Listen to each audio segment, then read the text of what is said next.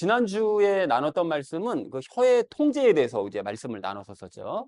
네, 그런가 하면 이번 주는 말씀으로 통제를 받는 삶에 대해서 말씀을 하십니다. 말씀으로 통제를 받아서 어떻게 말할 거냐. 그래서 이번 주 주제를 이렇게 잡았는데 하나님의 지혜로 말하자라는 것을 주제로 각절 말씀 읽도록 하겠습니다. 먼저 13절 말씀 함께 읽도록 하겠습니다.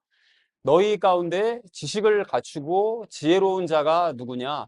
그는 지혜의 온유함으로 선한 생활에서 나오는 자신의 행위를 보일지니라 라고 말씀합니다.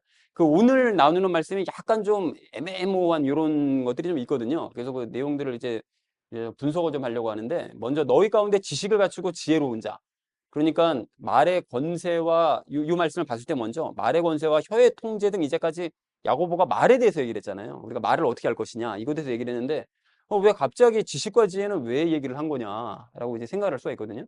근데 이게 이제 같은 맥락입니다. 이게 무슨 소린가 하면 그 아래 내용들을 참고를 하면 하나님의 지혜와 지식으로 통제를 받아서 남에게 말을 하는 상황에 대해서 그거에 대해서 말을 하고 있어요. 그러니까 결국 말을 어떻게 할 거냐, 말을 할 때 하나님의 지혜와 지식의 통제를 받아서 말을 해야 된다. 결국 이 얘기를 하고 있는 겁니다. 그러니까 똑같은 이제 말에 대한 얘기를 하는 건데, 그러니까 이제까지 우리가 나눠왔던 거 두 가지 상황이죠.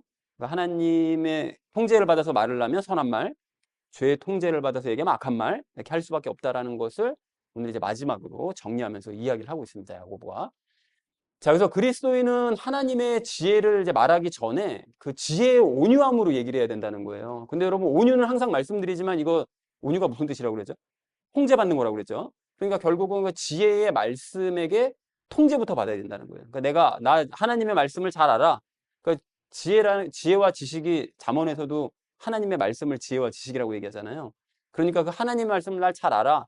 그러니까 내가 너에게 말씀을 줄게라고 얘기할 때 그렇게 말을 하기 전에 너가 네 안에 있다는 그 말씀의 통제부터 네 삶부터 통제를 받아라. 그래서 삶부터 바꿔야 된다. 그 얘기를 지금 야고보가 먼저 얘기를 하고 있습니다. 남에게 얘기하기 전에 너 삶부터 돌이켜야 된다는 거예요. 자, 그래서 선한 생활을 하는 삶의 모습을 먼저 보여주라는 거예요. 선한 생활에서 나오는 자신의 행위, 그 선한 모습을 사람들에게 먼저 보여주고 그리고 말을 해라. 그래야 그 말이 효과가 있는 거다라는 것을 얘기하는 것이죠.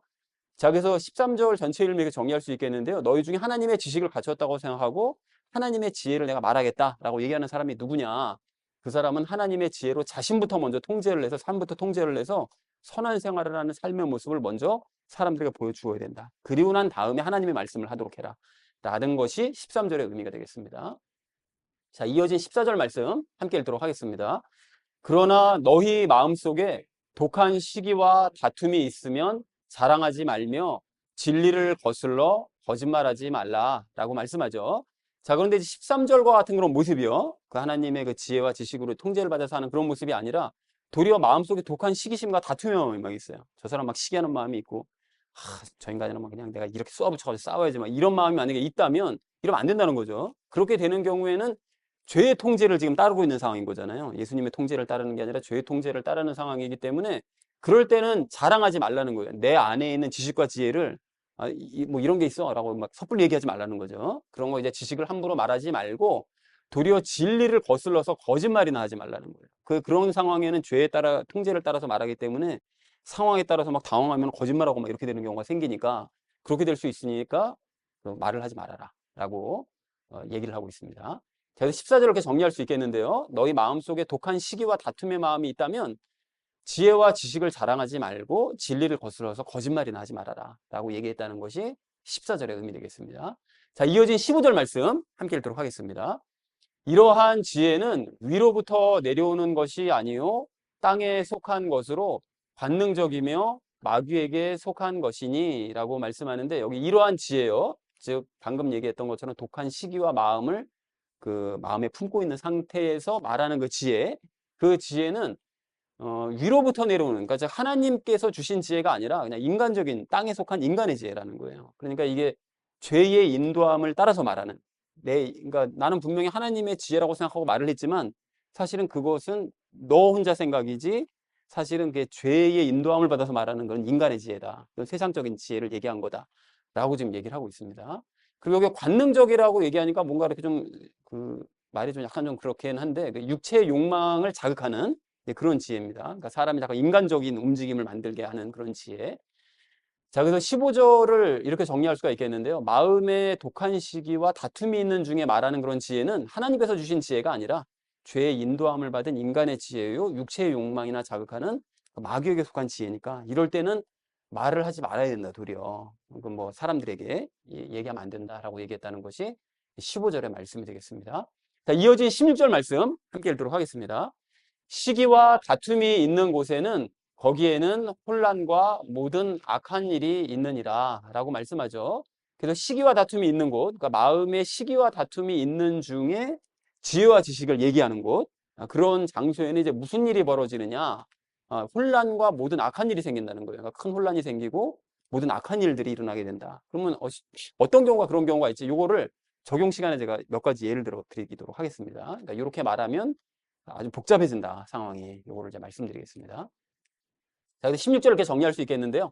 마음의 시기와 다툼이 있는 중에 인간의 지혜와 지식을 말하는 그런 곳에는 말하지 말아야 되는데 굳이 말을 해버리게 되면 큰 혼란과 모든 악한 일들이 일어나게 된다. 그러니까 그럴 때는 말을 하지 말아라 라는 것이 16절의 의미가 되겠습니다. 자, 이어진 17절 말씀 함께 읽도록 하겠습니다. 그러나 위로부터 난 지혜는 첫째 순수하고 다음으로 화평하며 부드럽고 간청을 잘 들어주며 긍휼과 선한 열매로 가득하고 차별이 없고 위선이 없나니 라고 말씀하죠. 자, 위로부터 난 지혜라는 건 아까 전에 얘기했던 것처럼 하나님께로부터 난 지혜, 그 지혜를 가지고 통제를, 13절 말씀처럼 내가 통제를 먼저 받아서 그래서 지혜를 말하면, 그래 하나님의 지혜를 이제 얘기를 하게 되면 어떤 말들이 나오게 되느냐, 이제 이런 말들이 나오게 된다는 거죠. 그럴 때는 그래서 순수하고 화평한, 그러니까 순수한 말을 하게 되고 화평케 한, 사람들에게 싸우지 않게 도리어 이렇게 화평하게 하는 그런 말을 하게 되고, 또 이제 부드럽게 말을 하게 되고 간청을 잘 들어주는 그런 말을, 상대방 얘기하면 탁 잘라버리고 뭐 이런 게 아니라 부드럽게 잘 들어주는 그런 말들을 하게 되고, 또 불쌍히 여기는 말을 하게 되고요. 선한 열매로 가득한 말을 할 수밖에 없겠죠, 아무래도. 그리고 차별하는 말을 하지 않고 위선이 없는, 위선 부리는 말을 하지 않는 그런 말들이 나오게 된다. 그러니까 하나님께 통제를 받아서 먼저 그런 삶을 살고 또 그런 삶을 살면서 말을 하면 이런 모습들이 나타나게 된다라고 이제 예를 들어서 얘기를 했습니다. 자, 17절 이렇게 정리할 수 있겠는데, 하나님께로부터 받은 지혜로 이제 말을 하게 되면 순수한 말, 화평케 하는 말, 부드러운 말, 간청을 잘 들어주는 말, 불쌍히 여기는 말, 선한 열매로 가득한 말, 차별하지 않는 말, 위선을 부리지 않는 말을 하게 된다. 그러니까 너희는 이런 말을 하도록 하여라 라는 것이 17절의 의미가 되겠습니다. 자, 마지막 18절 말씀 함께 읽도록 하겠습니다. 의의 열매는 화평케 하는 자들의 화평 속에서 뿌려졌느니라 라고 말씀합니다.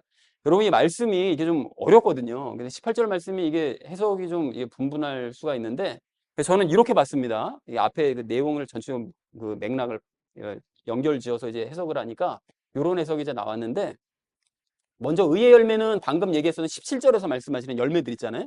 뭐 부드럽고 뭐 선하고 뭐 간청을 잘 들어주고 불쌍히 여기고 이런 말들, 이런 열매들, 그런 열매들은 도대체 어떻게 맺어지게 되는 거냐, 어떻게 맺어지냐면 화평케 하는 자들 때문이라는 거예요. 그러니까 화평케 하는 말을 하는 사람들.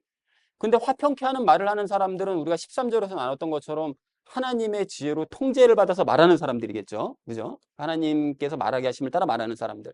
그런 사람들이 이제 화평케 하는 말을 하는 사람들인데, 이제 그런 사람들이 화평 속에서 이제 뿌린다는 거예요. 뭐냐면 그들이 화평 속에서 뿌린 말. 그러니까 그런 말을 하면 아무래도 사람들을 아까 17절에 얘기했던 것처럼 사람을 화평케 하니까 그런 분위기 속에서 하는 말, 즉 복음, 그런 말 때문에 의의 열매를 맺을 수 있게 된다는 그런 의미라는 거예요. 그래서 이걸 좀 더 쉬운 말로 얘기하자면 이런 거죠.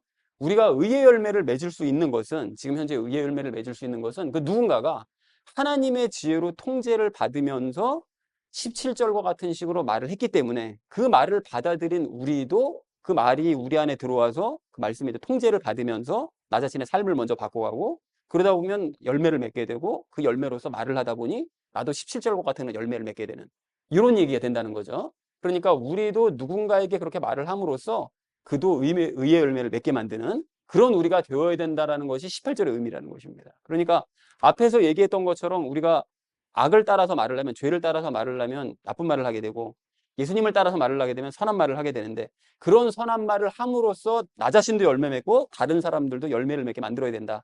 그것이 우리 그리스도인들이 해야 되는 일이다 라는 것이 18절의 의미라는 것이죠.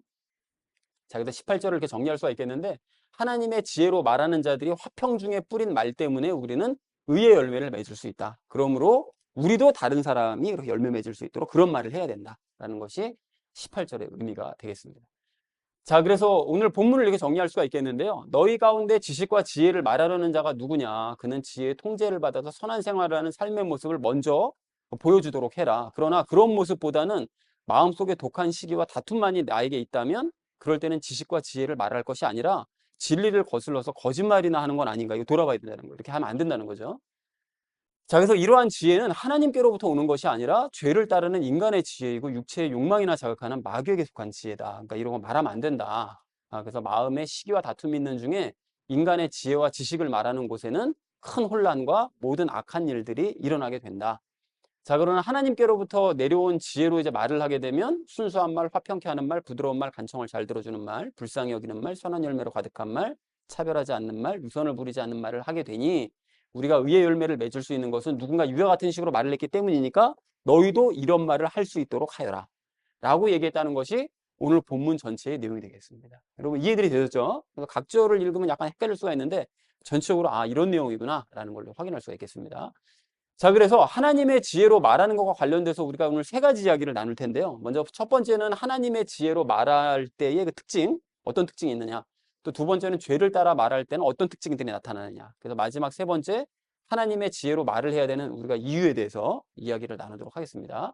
그래서 오늘의 결론이요. 하나님의 지혜로 말하자라는 것을 주제로 나머지 말씀을 삶에 적용하면서 함께 말씀 나누도록 하겠습니다.